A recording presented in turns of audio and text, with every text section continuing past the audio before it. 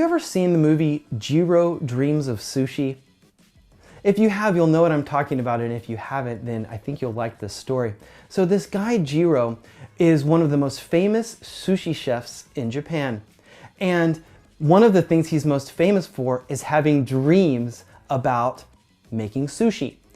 For example, one of his big innovations is that he dreamt that if you massaged the octopus before you basically turned it into sushi, then you would release all these nice oils in the meat and it would be more flavorful.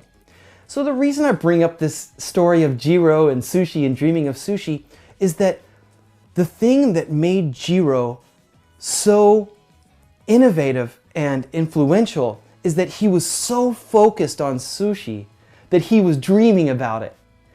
So the reason that I think that's important for growth hacking is that oftentimes when you're growth hacking, you're going to be focusing in on one metric, something really specific, because then you can do all these experiments around it, and through that intense focus, you can really break through and cause something amazing to happen.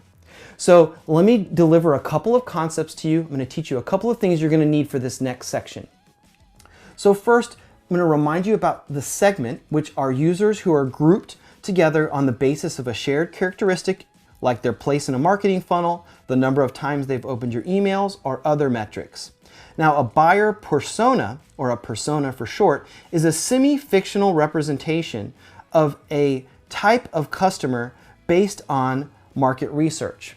So the difference between a persona and a segment, there are very similar concepts, but generally you think of a persona as this kind of abstract character that you create so that you or you and your team can kind of serve the needs of a particular type of person. Whereas a segment, it tends to be a little bit more of a formal definition, something that you see used in platforms like Google Analytics to define a segment.